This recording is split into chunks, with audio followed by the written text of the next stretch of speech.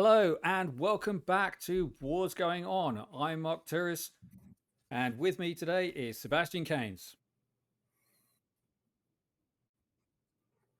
Hello, everybody. In this episode, we usually talk about things that the community are discussing. We have a specific thread on the Dragon Slayers community Discord.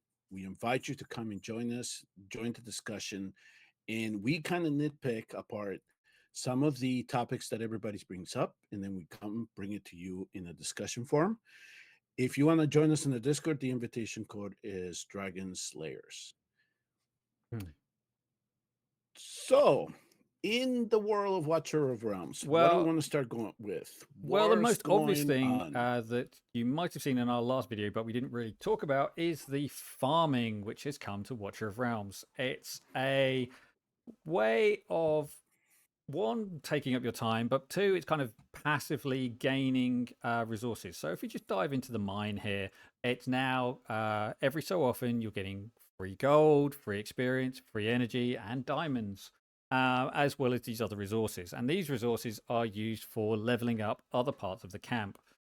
So the iron and redstone are used for upgrading the lumber. The lumber is used for upgrading the mine and is used in cooking. And you have a farm here with Navras, and you grow various vegetables. And when you harvest those vegetables, you occasionally get random extra rewards, such as promotion materials. So I've had legendary promotion materials and basic promotion materials. So it's just ways of passively gaining some bonus resources there. There is a ship dock, which I can't look at because the developers locked it away. If the ship's traveling, you can't look at it. But it's, you go and get resources from different locations, and every time you send the ship out, you get a chest which contain legendary. I select one of a number of items, and it can be promotion materials, gems. It can be, I think, maybe mithril, and those are all used for cooking. And cooking is either a way of generating energy or experience, or as you develop your camp, you can start to make more complicated things which are needed in the trading hall, and they will then give you different rewards. So if I just dive over to Lasir here, then you can see I've got this basic thing, and I'm getting promotion materials, gold, and energy. So it's just a way of getting a lot more passive farming of materials through the game, which is quite nice as an end game player, that you're not having to go off and do the basic trial to level up a hero, because you're just getting them through doing something in camp that takes 30 seconds. So yeah, it's the biggest bugbear is redstone though. I'm level 7 in my camp, and most of the things require between 50 and 200 redstone to upgrade. Now, just looking at the next stage, I'm going to need 400 redstone, and the drop rate on this stone is really, really slow. And it's definitely the biggest bottleneck in upgrading your camp. But it is worth upgrading your camp, because as you do it, you get some nice rewards. And yeah, it's, as I say, it's free stuff. It doesn't cost you anything. There are no speed ups currently available. Who knows what the developers might roll out? There have been assets seen associated with it, but they're not currently in game. Yeah, that is basically the 2-minute summary of farming. So I do find this to be a nice feature. Aside from all the clicking that we have to do, and I know that they have now updated it a little bit, so we don't have to do so many clicks. So you can just click on all button and it'll fill all the slots for you. It's a nice way to give you some resources. For end game people, it might not seem as significant, but I am thinking that for an account that is just starting the game, and you need to accumulate some of these resources as fast as you can so you can get and develop your heroes and advance through the campaign and get the resources that you typically would spend time farming. I don't mind it. It's a nice feature. I think that the early gamers are going to benefit from it more than the end gamers, but I don't see anything negative or a reason to be negative about it, aside from No, all the extra dots I that are going to appear in the camp. yeah, I say my biggest bugbear is how long it takes to get the redstone ore. And I mean, you do end up with an extra session in your storage section where you have resources to be used in Mhm. the trading hall. And it's quite easy to burn through all of your staged vegetables. So I decided to cook up some meals just in case they were needed in the trading hall. And then I ended up using all of the vegetables that I then needed uh, for a trading hall mission because I decided to try and get further ahead than I actually was. And so I then had to wait 3 hours until I could actually do anything. So yeah, Yeah. So the it's not best it's advice that I give people if they don't want to get stuck in a particular, because you made a mistake, is follow the camp rules. Just go to the camp, look at what the quest line is, and then look to see what you need to level up. And sometimes for you to have to level something up, like the harbor, you need to, or the trading hall, you need to level up the harbor first.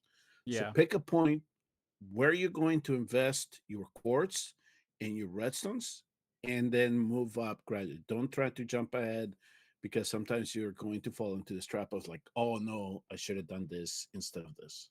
Yeah, absolutely. It's very easy mistake to fall into, but again, it's a small mistake, and in three after 3 hours, I had 40 of the resource, and I only needed five, so I'm back ahead of the game in terms of what my stock was. And it's quite nice because it now means that if you plan your farming through the day, you can get to bed, choose a 7 hour farm plan, and then you just leave it running overnight. And there's no downtime, and you're just going to wake up the next morning and you'll have all of your resources ready to farm, and you can start up shorter stuff during the day when you're more active, and you can chop and change between the different resources. Okay, and so just to fill in, this is the global server will probably not be affected by, or won't see the effect of this though, like we did here initially on the Forerunner server. But if you saw there, Arcturus's was running cauliflower. So let's say there's a point where he needs wheat for some reason. Well, he can actually stop the farming, and he does get his gold back now. So if he stops it, he'll get his gold back, and now you can go ahead and farm whatever you need. So Yeah. at least there was nice that they added that. And then the other thing that you see here that they added was the all button. So if you just want to farm something while you're playing the game, you can just click all, and it's just going to fill the slot with mushroom, with wheat, with corn, and you don't have to single click and make multiple clicks Yeah, to fill all exactly. those slots. In 30 seconds time, I'm going to harvest these, set up the tomatoes farming for 7 hours, and I'm just going to leave it running. And as I say, I'll come back to it tomorrow, and I don't have to worry about it. And likewise on this, I'll set it up for a long run for 6 slots of this. You do have to up as you unlock the upgrade the mine, sorry, the lumber yard. You do have to pay to unlock these slots. But it's a small amount of money that you would have earned passively just from the mine uh, by the Mhm. time you get to those stages. So there we go. So It has that feel of an AFK game, right? So it's Yeah. something always going on in the background that you have to come and pay attention to. And for some people, it might be triggering, but for me, it's just like if you don't want to deal with it, you don't have to click on it. And if you're in end game, you're probably not going to need the what 30, 40 stamina that you can get from a farm. Um, so Yeah. it's really up to you how you want to deal with this. Yeah, I mean, I'm leveling it because it's new content and it's something to do. And I'm pretty active on this account anyway, so I can do a lot of the short time farming. Right. Um, Yeah, content creators are going to want to keep these up just in Absolutely. case something pops up that nobody's expecting that, right? So Yeah, exactly. all right. So the other new feature, I guess, or new content that we need to talk about extensively here, because we have had now what 3 weeks to play around with it in Yeah. Forerunners, and it's now coming to global. Semrah on the Titanic ruins. Yeah, he's a big boy. I mean, there's two stages. So if you when you first came into Nightmare 4 and you thought, oh yeah, I'm doing 8k against Nightmare 3. I've got this sorted. And you walk into Nightmare 4 and you get flattened and you're not even doing 1400 damage. Now, it's a bit like that on the Titanic ruins because this guy, well, let me just start an auto fight and we can talk over it.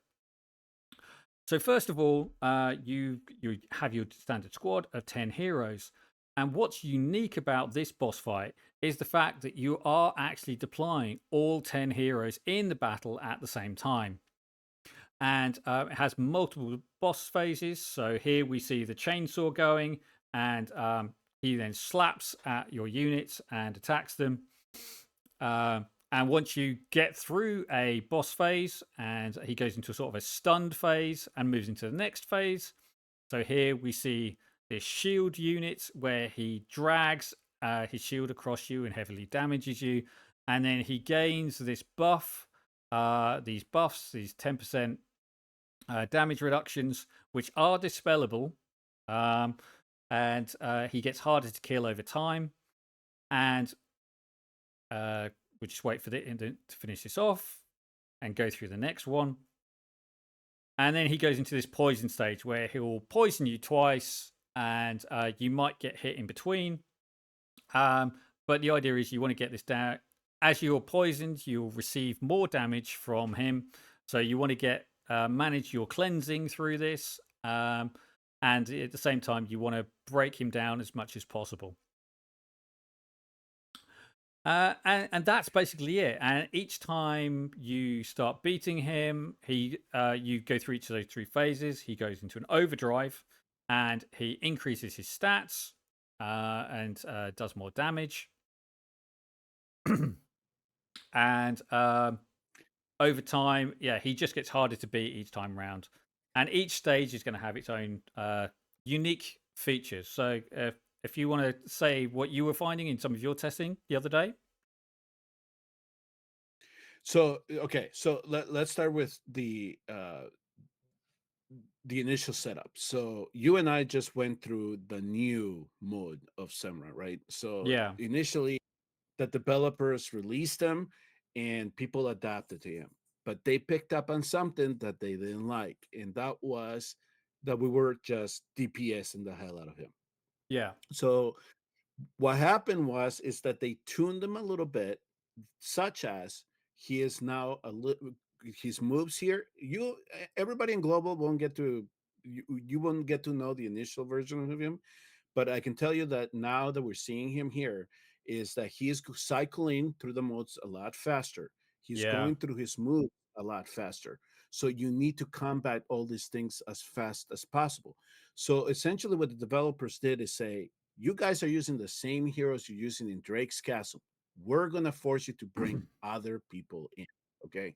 So for my run on one, as an example, I actually then brought in three people because one of the things that we noticed is that now he activates his chainsaw mode more frequently.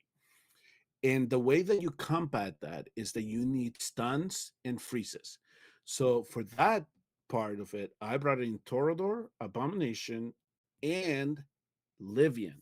I actually did because she has a stun in her basic. So during the run, if you do apply a stun or a freeze, you'll notice that meter knock back. Okay. And every time you knock down that meter, you decrease the attack. So one of the things that we were testing on stream last night for myself is that I was letting him just slam us. What would happen if we don't bring stun and freeze heroes into the battle? And that's hits. And I imagine in two, it would hit even harder. Yeah. So then what I started to do was bring in heroes. Okay, let's start then compounding to see how many stuns do we need, how many freezes we need. Okay, so then I started figuring out. Okay, so the more we hit, with the more we apply, I thought that we were just giving our heroes the opportunity to get him into the weakened state. That was not the case. Is the more freezes and stuns we apply to him, that chainsaw mode when he comes and hits us with it, if you do multiple hits with the CC and you apply it, you then reduce the amount of damage that he can do with it. And Yeah, that was the neat. it is really incredible the damage reduction you get by stunning him, and it's not written anywhere in this text block. It's just something No. that you find from experimenting and bringing in these control heroes. Um, in I've been trying to look for different heroes to run as in Semrah 1. I was just looking for single target mages. I have been running Shamir. He's not necessarily doing the best job, but he's applying slow, so technically that's a level of control. So it might be slowing down the charging, but I haven't really seen the benefit of it. I I unfortunately did not see it with the slow because I Mm. brought in Demi, I brought in Theowin. I was trying to do something with Theowin as well. There was a slow from Shamir that I was playing around with, and even the title ring. I did that off stream. And those four, I did not see the meter knocked down. If it does it, it doesn't do it as much as stun and freeze do. Okay. Clearly, you And so just I need think we his were on artifact. exactly. Maybe that's what it is, right? So so if you saw on stream when I did Shamir and I let him hit us, he just took us out. But then I brought in somebody like Mary or the other hero that we're going to bring into the discussion here because she's going to be so good for this. Yeah. But yeah, the more stuns and the more freezes were applied, then yeah, you reduce the damage of the saw. So do you want to bring her up now before we go into the other Yeah, modes? sure. So Or this, if you saw the announcement on the Discord server, the official Discord server, that this is an upcoming fusion character. This is Helga, and she is an interesting woman. She has this spear for her basic, and then on her ultimate, she unleashes this machine gun of feathers at that's a essentially target, what it is. Yep. and she's got specialized attack speed, and so you want to be setting her up around 600 speed. So she's below the in the sort of 0.6 0.7 interval range, and then you've got a 25% reduction, sorry, a 30% reduction in um, this attack interval, so it's even faster. And then she just blasts the target for 10 seconds, and while she's doing that, she is applying stuns. And this is it. So That is correct. every 8 times she's doing damage, she's applying a stun. So the more times you can get her, the more speed you can get on her. You don't even have to load her up as an attack unit. You can just load her up as a stun machine and throw as much speed Exactly. on her as you possibly can. So you can cycle through those 8 attacks during her ultimate, rage and attack speed on her, and some health to survive the hits. She's a machine. So what I found was that so when I was doing the testing with Helga was that when we activated her ultimate, I would see that charge bar get knocked back 9 to 10 times. And so then after that, when we let the boss hit me, he was hitting like a noodle. There was barely any decrease on the HP on the heroes. But if I let him hit me without applying a stun or a freeze, with Mary, I think I did four knockbacks, Hmm. and we still got hit. There was some significant HP decrease, but when we did it with Helga, I mean, she was just making that mode so manageable. That wasn't my concern anymore. Yeah. I was not going to be afraid of the boss anymore, especially when I brought her into the battle. The other the two other modes are now what we're going to have to counter with. So this allows us now to move. If you want to, we move to the next mode on Semrah, which Yeah. is the shield mode. And what Actually, type of heroes are we going to need for that? it's worth saying that you want to get through the chainsaw mode as fast as possible because he does apply a non well, Yes, it says that it's non-dispellable damage increase on the targets. So you'll receive more target if you've been hit by the chainsaw. It is on a timer. I think it's about 8 to 10 seconds, and right. once that's gone, it disappears. But you don't want to really be getting hit that much after you've received this attack from him. So you want to be taking maybe one, possibly two hits from him, and then getting him into the stun mode so you have an opportunity to recover before you then go into the shield mode where he hits you really hard and he doesn't take Yes. much damage. Yeah, I'll grant you that. Yes, but yeah. So, but Helga will be, I guess, will give us the benefit to recover from that, right? So he Yeah. will apply whatever it is he's applying, but at least you won't. You'll have, I guess, more of a chance to recover from it because all you have to do is just wait out for that debuff to disappear before he comes in with the shield and hits you with that. Yeah, so there it is. It's just that timer there. So it's a 20% vulnerability that you get hit with. Yes. Correct. All right. So here in the shield mode, what we have to contend with is him gathering stacks of the Aegis mode. Yeah. And so that is that little blue icon that you see there. So there is a lot of stuff going on when that blue icon appears. Is number one, he's gaining attack. He's gaining defense. I think it's 10% for each It's stack. 10% per stack. And Yeah. per stack. And then at the same time, he's also getting magic and physical damage resistance. Yeah. So you need to be So bringing all of this characters which compound. can. You need to be bringing characters who can apply debuffs to that to try and counter it as much as possible. And ideally, you want to have at least two, and you want to be cycling them. So in this run, I'm running Solkadens and Volker, so I'm trying to alternate their ultimates to maintain the vulnerabilities on the boss, so that I can Right. maximize the amount of damage I'm doing on this. And I'm also running Silas because I want to avoid as much damage as possible. So any true damage heroes is what you need here. So what would this one be? Would be Fercy, right? She has the damage reduction. Yeah, Uh, Anybody that has damage reduction, you want to bring in for this particular mode. yeah, The other one is that I try to bring in my compositions is anybody with defense down, right? Because you want to try to compensate for this increased defense that he has. yeah. So I bring in Ares. Ares has not been introduced into the global server yet, but I did notice that one of the heroes that is coming out soon has a defense down on her ultimate. So I think that that's where she might have some applicability here. Yeah, I So mean, there's that plenty is of what you have to heroes who contend with do here. apply defense down. You can get Torador is one.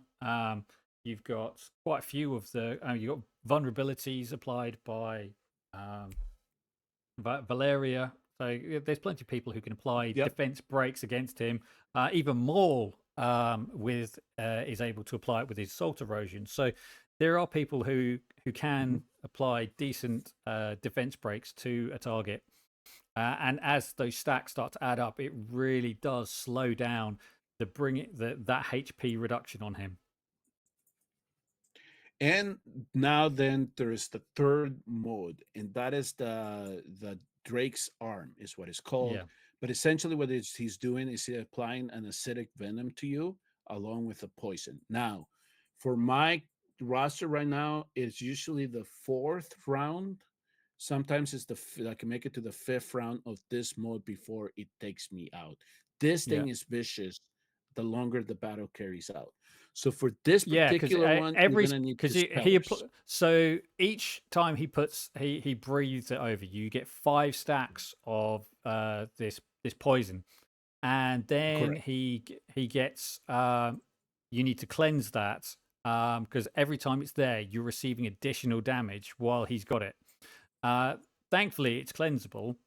Um, and it's another thing that's worth noting is that in Shemra, if one of the version as it stands on Forerunners is if he kills one of your heroes, then there is a 10-second addition to the reset before respawn time before you can bring them back into the game. So there's no running Laurel Rage comps anymore because you're just going to run out of time to do anything.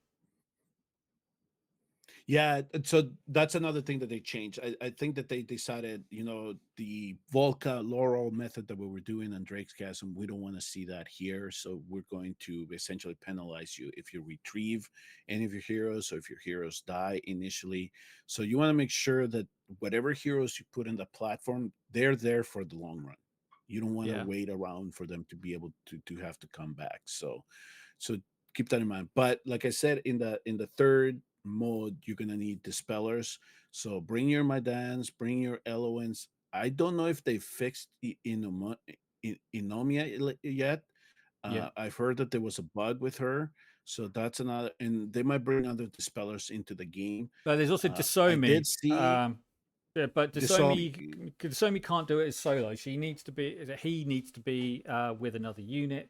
But as long as you can keep Correct. your allies at full health or high health, then he's able to dispel. So for my Apocalypse One run, I had one of my marksmen in with a Blood Drinker artifact outside of Sadie's range, so she didn't get the AOE protection, but everyone else was kept at high health. And then she was with this marksman was in Desomi's range, so when the acidic venom was applied, he was cleansing them so that they were able to keep applying damage. There's ways of managing the poison, but it's a challenge, and it's It good gets fun to try and challenging break the them. later. Yeah, it gets challenging the later on you get into the fight. And then before I forget, before we move on, that ages mode that we were discussing in the second mode, that little buff apparently can be removed. We can dispel it. Yeah. Now, we don't have the heroes to do it with, but I do hear that there is one coming. Yeah, so there is a new Watcher marksman on the way by the name of Lucius, who has a 25% chance of, 1 in 25% chance, a 4% chance of dispelling a buff on an enemy. And he's currently the only unit who's been mentioned who can dispel buffs on an enemy.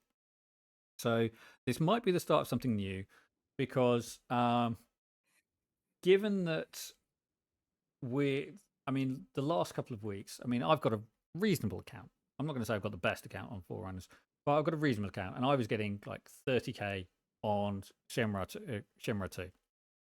The best account, the best scores at the moment is Lord of Dragon, who's got an absolutely cracked account, and he's done 107 as a single person with one attack on this boss. And yeah, you can see the composition here at the top that he's running. And it's similar to what you would see in a top score uh, for Drake, but except he's got more healers. So he's got Carnelian, he's got Desomi, he's got Eloin, and he's running Dolores as well. So he's got a lot of healing potential in there, and he's got a lot of cleansing potential in there as well. So yeah, it's a really strong account, really well thought out heroes, and yeah, he's nearly reached that 120 threshold for the top chest, but no one has done it yet. Right. So I'm imagining global that it's going to be attainable really quick. It's just you have to have the roster for it. Um, and the I guess it was interesting to see Cornelian there. So he might be protecting from the fatal hits. I'm Hmm. wondering if he's using the dispel, the Cornelian there for the last mode too. It's an interesting setup. I will Yeah. say that. But okay, so overall, why do you want to do this? And it has to do with the rewards. And I think that there are some rewards that you're going to be looking forward to getting from here. And I know that for me and my account, I already benefit from it. Yeah. One is going to be the refining crystals, right? Because you can Yep. take a substat and rescue in a normal piece. For the ancient mythic pieces, you're going to need the advanced refining crystal. Now, here's the thing for Apocalypse 1, the only way you're going to get these shards, you need 30, I think, right? To Yeah. form one. Yeah, it's 30. For Apocalypse 1, which is probably what your guild is going to work towards. The only way you're going to be able to get this is through the bonus rewards. So make sure that you guys are working together to bring at least one down so you have a chance to get them. If you're just going to go off on your own and try to get it on two, you're going to have to hit the top three chests. And it's going to be difficult early on, unless you really have a stack roster with all artifacts level and, you get the heroes that you need. But remember, Yeah. you won't get any bonus rewards, which is where you're going to get more. So there is a reason for you to work with your guild to get the bonus rewards. Yeah, absolutely. The third, even at the 30K level, which is attainable, uh, you're not going to get them unless you're getting these unless you're downing the boss.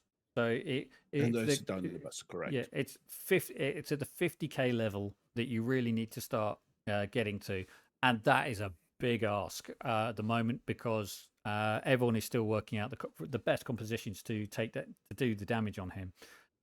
But it's definitely you need at least one tank to focus the aggro. You need someone who can cleanse to deal with the poison, and ideally you need some form of defense penetration or someone who can ignore the defense as much as possible. And yeah, someone who can apply CC stuns. So there's about four sort of categories of hero you need, but you do have 10 full units to play with. So you've got a little bit more flexibility in your lineup. So far I found the content really fun. I really think it's adjusted just fine the way that it is, especially Apocalypse 2, because it gives us something to work towards, right? To Yeah, either absolutely. figure out how to play with a roster, how to gear our heroes for this specific purpose. So hopefully people don't complain too much about how hard Apocalypse 2 is. To me, it should be hard because it's end game content and the rewards are really good if you Yeah, get you climb up the ladder. yeah, and while it might The not only other look thing, like particularly exciting, sort of like you might think, oh, well, I'm just getting 12 things, and it's like actually no. But when you're suddenly getting four or five ancient summoning crystals or a couple of divine crystals uh, a week, that's quite healthy. Especially considering they've changed the way that Void Rift is now running, and you're not necessarily getting as much void ancient summoning crystals from there, or they've changed the way that the arena is running, and you can't necessarily hit the same uh, thresholds you were hitting previously. That it's much harder to maintain where you weren't necessarily an Overlord or Apex Overlord. So they've kind of reintroduced ways of compensating for some of the changes they made in game recently. So, so yeah. mm, So and then the only other thing I'm going to leave it with is for those of you that think, okay, I'm just going to go get the 30,000 in Apocalypse 2 because I get more drops than I do on one. Don't do that. Work with your guild, get the extra bonus rewards. The bonus rewards that you see from that extra chest are going to be more valuable to you than it is to try to go get an extra ancient crystal. So you're going to yeah, get those is it the mythic artifact essence and the advanced refining crystals. refining crystals. You want Yeah. to go after those. Yeah, exactly. So that's pretty much what Semrah is going to entail. The new form, it is what it is, but we do have ways to counter it, and that's Yeah. the part that I love figuring it out. And now I just have to deal with that denim face, and that's pretty much it. Should allow me to at least climb up the ladder as I need to on to. Yeah, I mean, for me, it's that shielded phase where it's the most difficult for me to try and bring him down, but because I've got some decent cleansers in my roster, so So right now I only have two, but I'm mm. making the most that I can out of it. So before we go on to the festivities and all these new heroes that are going to be popping into the game here soon, there was an interesting change made. Well, it's been one that we've been asking for. It has to deal with the Void Rift, and that is that they're finally going to remove the legendary gear Yes, from the hard and nightmare, and so now hopefully we get more ancient drops, but at least we get mythic gear. yes. So that's a really nice quality of life change because so many people have complained about the legendary gear being in the hard and nightmare modes because you do it's not necessarily straightforward. And to get everything through, it's really frustrating when you suddenly get, oh, I've got 4 pieces of legendary gear which I can't use. Yeah, exactly. It's just gold. So we Yeah, did all of this. We invested all this time in Fort Rift to just get gold back, right? That's essentially what it is. The other thing yeah, that I did notice from the game news as we're talking about this is that there's going to be a new mount as well, yeah. Let and me but I just see if I didn't can catch as pull to it up. what it Just does. 1 second. Yeah, but So because with the fire mount that we have, some weeks I don't get any skips, and then the week after I get 3 or 4. So it's very very random. But I haven't I haven't looked to see what this one does yet. okay, so So that's for the people who are following the the video, you've now got the Discord for the anniversary announcement that's just come up. So let me just move yeah, myself up so I can be seen. And so there we go. So I'm just going to be navigating on the Discord app. And so we've got the announcements. So we've got the series of pictures going through everything. It talks about Shemra, which we've just shown off. The fact that they're giving away some summoning crystals and a new emote. So all pretty nice stuff to go in. So just by logging in, um, reward upgrade, greater rewards await. Oh, that could be interesting. That's nice and vague. uh, yeah, always right. yeah. 2 exclusive heroes. So Dahlia, who there's been lots of videos about. She's a new cultist with a very long, straight attack range, which does a kind of when they explode, it does a 3x3 explosion. She's difficult to currently visualize how she'll be used, but we do know that there are still 2 deer dungeons to come, and she could be very useful in those. And Honora, who you may not have heard too much about. Honora is a new esotericist and I forget and cultist. So she's joined esotericist and cultist. Um, and she is quite an unusual kit. So she's a summoner. She's going to summon a dragon who takes on all of her stats. And when other units summon things which die, so we have recently had a change where Navras now summons units and that might be an interesting synergy on him. Obviously, within the Esotericist, you've also got Cyrus, who summons skeletons. And potentially, if you count the cluster bombs, which I summons, that might count as a summon. it's hard to say. We haven't had an opportunity to play yet, so we'll have to see how that pans out. Um, and yeah, she's a pretty interesting character. She looks like she does lots of damage. And it'll be yeah, interesting to get her. And she's on a limited, so guaranteed within 250 summons. So if you've got the summons saved, or you've been saving for the anniversary for a while, then this is the perfect opportunity to burn through some of your saves. Yeah, yeah, and it looks like right now people are on Nora's camp now over Dahlia, so hopefully doesn't come back to bite us in the butt if we do decide to bypass on Dahlia Yeah. over on Nora. But you never know. There's a lot of Yeah. new content coming up, so I can see the benefits of having Dahlia. And looking at a Nora's kit, from what I've seen, there could also be some benefits there. Like you said, it all depends. It really all depends as to how the next set of content is laid out. Yeah. And I think and I'm on the fence for Anora the Forerunner.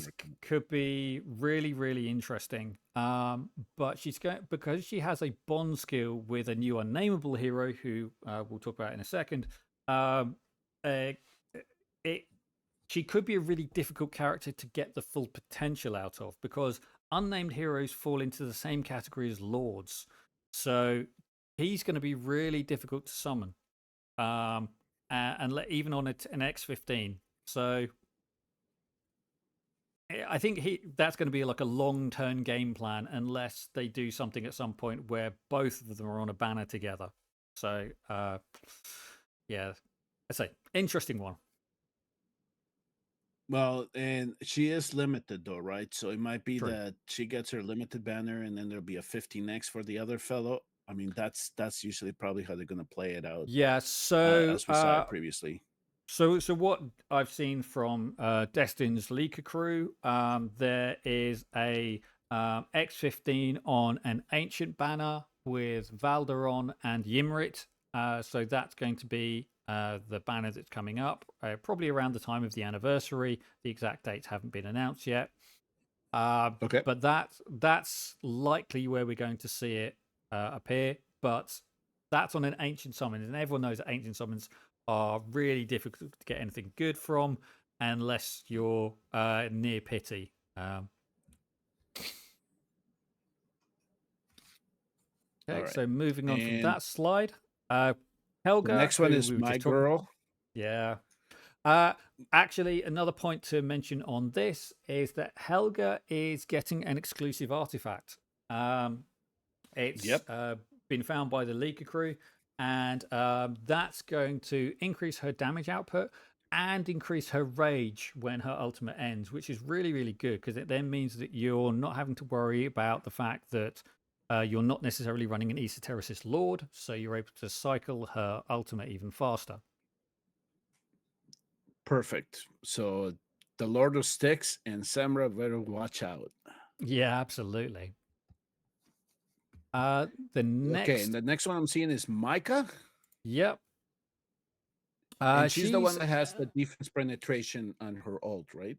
Defense reduction. yes. So she is a new infernal marksman, a bit like Hex, but she's very good at breaking through barriers and applying burning. So I kind of get the feeling that when people get Hex, they expect him to go straight into Guild Boss and be absolutely broken in terms of what he's able to do in terms of output of damage to people. And I think that Myca might actually fill that potential from what I've read of her kit. Uh, she looks really cool with this like angel stroke bird woman thing going on, and the bird skulls on her. Yep. I think she looks really cool. Her From what I've read of her kit, it looks really good. Once I've gone through these slides, we'll scroll down to the info bar that is the info box which they've released, so you can have another quick look at it. Some new skins you either love or hate. Wrath Yeah, is Idros looks interesting. They they're definitely showing body parts these days in Watcher yeah, Realms. There's no question yeah. about it. So Wrath's, What Wrath's else? gone to hell, boy. Eldril's lost all of Yes, her clothes, that's and Olag's fallen into a tin of gold paint. yeah. I'm not. Yeah, Oleg. I don't know what happened to him, but yeah, that one is interesting to say the least. We Yeah, gotta look at it in the game before. yeah. But Uh, the mount, that's the one that I was interested in. That was the Barba mount, is what they're calling it. Yeah, so I understand from this that he's going to provide bonus meteorites a chance to gain bonus meteorites That's yep.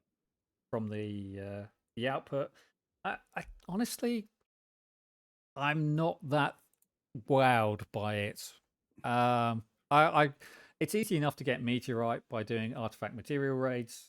Uh, and you get over 1,000 by doing a standard run of the Void Rift. So yeah, it looks a bit different. It doesn't look like a donkey that's on fire. I guess that's the only thing that's it's got going for it.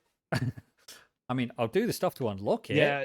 but Now knowing what it does, though, I think I'd rather prefer sticking to the chance to skip a stage than get more meteorite from it. But yeah, yeah, whatever especially whatever we have to do to unlock it, we'll do it yeah. because we're gonna want to have it. But yeah, I'd rather skip a stage at this point than get a chance to get extra rewards. If I could just skip every single Ludwig stage, I would be very happy. I hate Yeah, that would be Ludwig. nice. Those bloody tentacles. Yep. Uh, so what have we got here? So we've got okay. So they're releasing a video. They're going to produce a video of what you've achieved in the year. That could be amazing, or it could be hugely embarrassing. If you've not achieved much in the year, and they're introducing a tower mode by the looks of it in this new thing. I don't know too much about it. Um, but yeah, it could be interesting to see how that progresses. But new content is new content, and one of the things that's biggest complaints that people have had is a drought of content. So Yeah. But yeah, so hopefully it's not it doesn't require you to do a whole lot, and if it is okay, so what I'm hoping is not gated, right? So you can only have so many tries a day, or just let people play it however they want to play it, and then we just if it does reset, then just let people know that eventually does reset, so people can pace their gameplay accordingly. yeah, I know that it looks like I know a lot of people are going to compare that to the what it was the Void Tower in Raid Shadow Legends, and that was gated, right? So you were only given a certain number of tries every day. But that's I hope that they don't do that. That they take more of the approach of just let people play at their own pace, and if it's going to reset anyway, don't put any restrictions on it. yeah, All right, okay, so that's for the new yeah, stuff. And then the only heroes that are on my list here that we haven't really, you brought up Lucius, of course, yeah. So with I was just gonna when we said were I was gonna bring up discussing the Semrah. Myca info card. So Yeah, go ahead. just so Myca's card is currently on screen. Let me just center that for everybody. Um, So she's going to ignore 40% of the enemy's damage, enemy's defense on her ultimate, and that in scales up to I think it's about 50% with skill ups. And one of her awakenings further increases that defense ignoring. So she is very, very good at ignoring enemies' defenses, and she does bonus damage to people with shields. It's like Setram on acid, and she's doing magic damage, so she's going to be very good in anything where there's enemies which are heavy armored. And she's doing bonus damage to shields, so she's really good in the new guild boss, and she's free. So why wouldn't you go for her? Um, yeah, definitely an interesting character. She looks really cool. Yeah,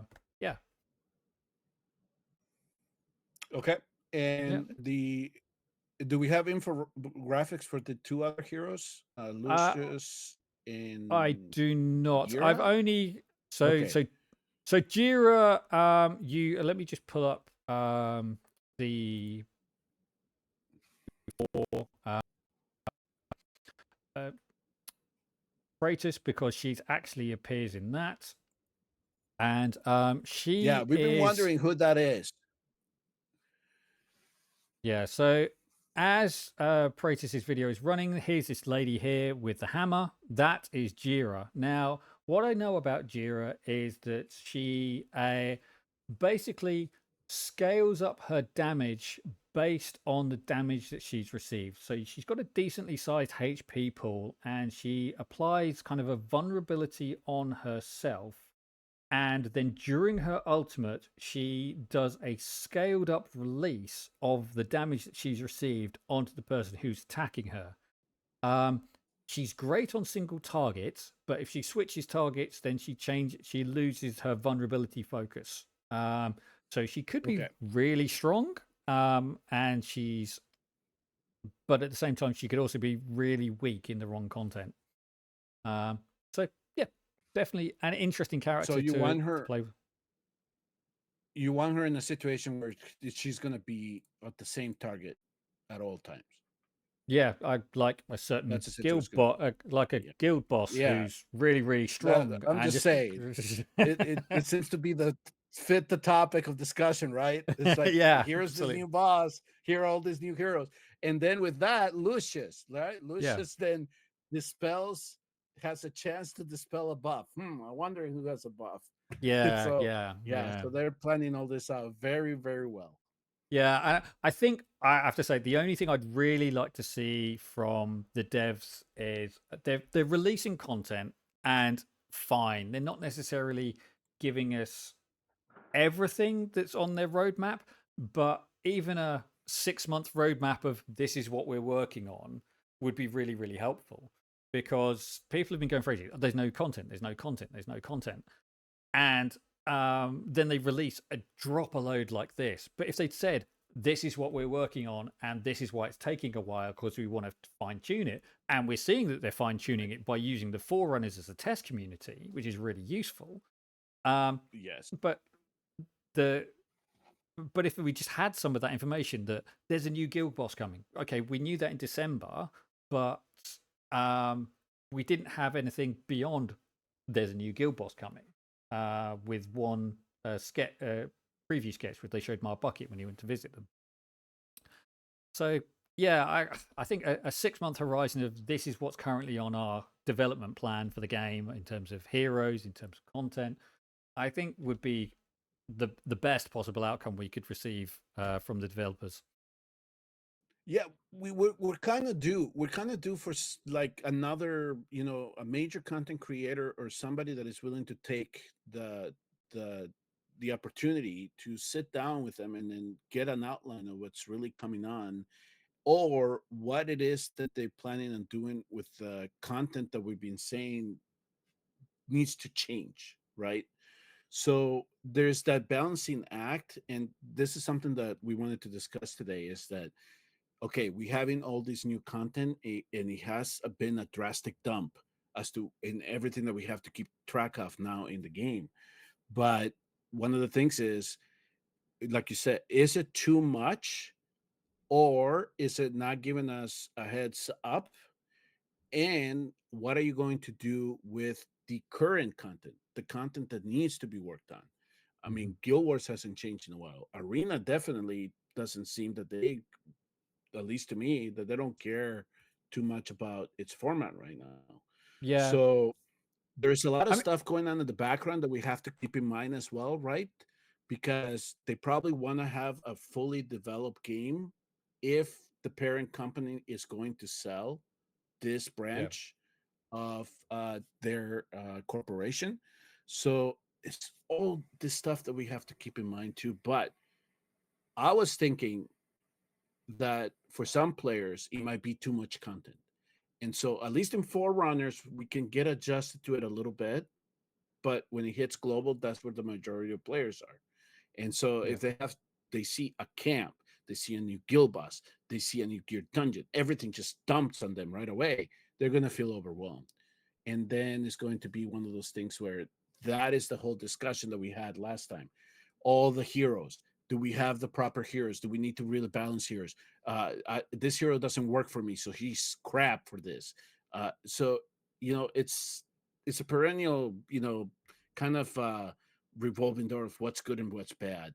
Yeah. But as they're rolling it out here in the Forerunner server, there is some stuff, especially, and you brought up one as to why isn't it on global yet? What are you waiting Yeah. for? Yeah, so one of the things which we have on the Forerunner server is you can do background fights. So the fight starts running in the background, Hmm. but on Forerunners, what we can do is then start a fight in a different area. So while I'm farming my gear in Gear Raid 2, I can go and do my arena fights. Um, Yeah. so you can't have two background fights running at the same time, but you can have a foreground fight where you're actively involved, where you're actively watching it or participating in it, and one background fight. So it's it's pretty useful for stuff like doing your arenas, so or the um the demonic crusade. So I set something off in the background, I dive into the demonic crusade, and I'll come back to the demonic crusade in a minute, and they will then bring in and then you can go off and do your arena fights, or you can go off and do your demonic crusade, and you've got something to Guild boss. do. Yeah, guild boss, go and do your guild boss fights while you're farming something, and it means that your time spent in game is actually feels useful, rather than logging in, setting something up, setting it on power save mode, and then walking away. um because that's what it is like on global at the moment. You try to do something, it's like, oh no, you can't do that because you've got a background fight running. It's like, but I know you've got the technology to make this work, and it's running on a server which I just have to log into. So yeah, I think that's my biggest So bugbear and with so global at the moment. but they need to communicate that with us too, or at least let the people know, okay, we're working on it, we're trying to see maybe some type of stress test that they're doing with the servers, especially in Forerunner right now. They want to see how much stress it puts on the servers when we're doing um, running background fights and then doing other stuff in the game, Yeah, given that our population is smaller, and they're trying to then say, okay, how much stress are we going to get in the global servers? Maybe that's part of it, but this is stuff that, at least for me, given that I'm a content creator for Forerunners, in some of the material that they asked me to do, I'm letting people know, here are the features that we have here. And then now we're 2 months in, 3 months in, and the global people are like, when is this coming? And I have yeah. to say, I don't know. Unfortunately, I know it's here. It should be here. I just don't know when they're going to roll this out. The camp stuff, I think, is coming soon. Hopefully, they have it set up correctly. Yeah. But they have to. I think that they're trying to take into account how much all of this is going to put stress on the game in the And background. actually, that's So interesting we'll that see.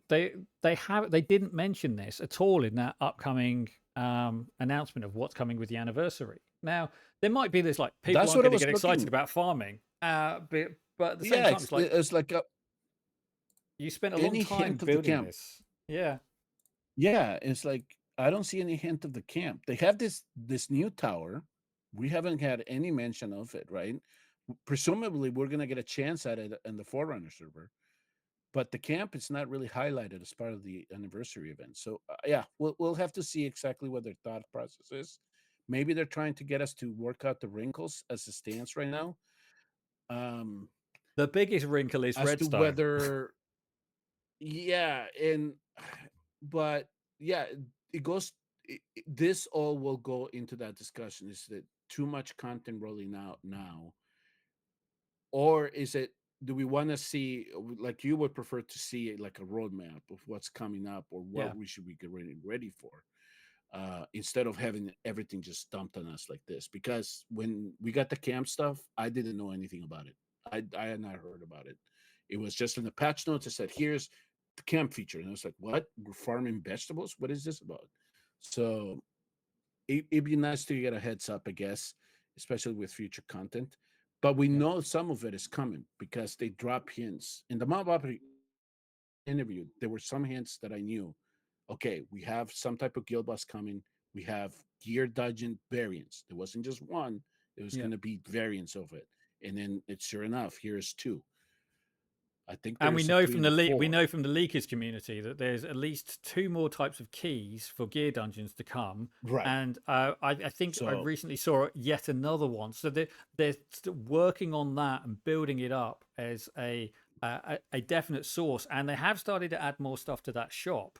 So I think as we see more gear dungeons come out, and they're making it pretty much a permanent feature with this, you get 100 keys a month to play in each gear dungeon. Then we're going to see more stuff coming in that way as well. but at the same time, use it as an opportunity to build the excitement of the game, right? Or at least tell people, hey, this is kind of the reason as to why we're releasing these heroes or why all these new mechanics are coming into the game. And I think that then people are then going to get excited about the prospect of having these new heroes coming into the game instead of looking at them as pool diluters in a sense, right? Yeah. So I So mean that's a perfect example because like Anai came out, everyone was like, I can't get her to work. She's not working for me. And then the weekend afterwards, Icy Boreas came out, or Lord of Frost or whatever he's called, came out, and it was like, oh, actually, she's really really good here because she applied burning. She's refreshing all the burnings, and she actually means that anyone who does burning is then doing major damage against this guy.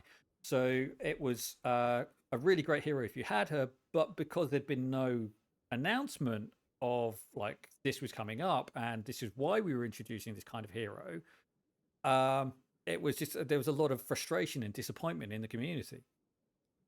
correct. So this is so the example that we can give you, Flecus, is this is how he then postulated how Arcturus was postulating about Honora. And then for me, it was like, okay, Myca has this one thing in her ultimate. I know where that come in handy.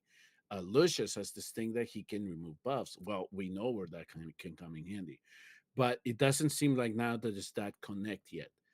A lot of it is dependent on the players that are in the Forerunner server that do content on it and then release this material, and then I guess part of the leak community too, right? They do contribute to this as well, but they don't have.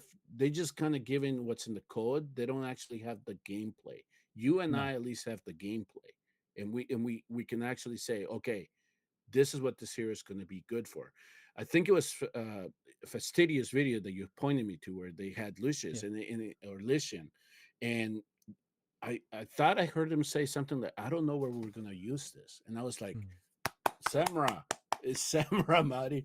Yeah, so they got to connect the dots for this to the general population a little bit better than they are doing it right now. Definitely. I think for me that's the real biggest thing. I mean, I used to play Star Wars Galaxy of Heroes, and occasionally it was every I don't know, like 6 to 8 months, there was a developer view of like where we're going with the community, and it kind of quells that quiet riot that's building of what's going on, where's the game going, what's coming, why should I stick with you, is coming up that I should be excited about, and Exactly. it's really really useful to build that community relationship. And I know it's not easy because English isn't necessarily their first language, but they can just find someone to do that for them, to to help communicate with us and say, this is what's coming, this is why you should be excited, this is why you should stick with us. But yeah, I think there's potential. Yeah, I think we want to see the end gamers stick around, right? We don't want to lose them. That's part of no. the what the health of a game is, right? You want to keep your end gamers. You want to have your good flocks of early game players coming in, and then of course you want to keep, I guess, the whales happy. So make sure that they have a reason to spend. So they a lot of, at least from some of the members on Dragon Slayers one on global, that's what essentially just sitting on right now is. What's next? What else do we have to look forward to? Is Guild Wars going to stay the same way? Is there any other content besides GD2 that we can look forward to? And then it surprises me that even though I'm in the guild and I tell them there's this new guild boss coming and we're testing it out and stuff like that, there's still some of them that say, I don't know anything about Semrah yet. And I Yeah. think that that is because the resources that they use to keep up with the information in the game is not somewhere where they can look forward to getting that information. So I guess yeah, they're gonna have to fix something to make sure that people stay informed and that they stay engaged. Yeah. So that's pretty much my thoughts on that. Is there anything else that you can think about in terms of keeping the balance, the content balance enough for everybody No, and keep I everybody happy? think I think it's one of those things that if there is like a progression tower coming up, you've got a new guild boss to take on, which admittedly is end game content. There's definitely plenty of stuff on the horizon coming to global, but it's what's next, what's coming up, how is this going to develop, what heroes are coming. They made hints about a new faction coming, but that was a passing Right. reference in one dev note, and we've heard no more about that. Now, it's things like that, which, okay, it's a nice tease that you've got another faction coming. Great. That's give us something to get excited about. But how far away is that? And stuff like that. But All right.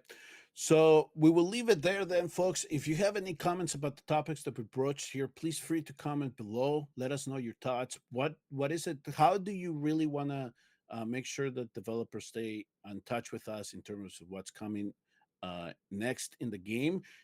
Are you going to feel like the new content being released is going to be balanced enough? Let us think know like that. We'll probably bring it up for discussion later in the future again, especially as new content rolls out. Look out for Semrah. Semrah is going to be fun.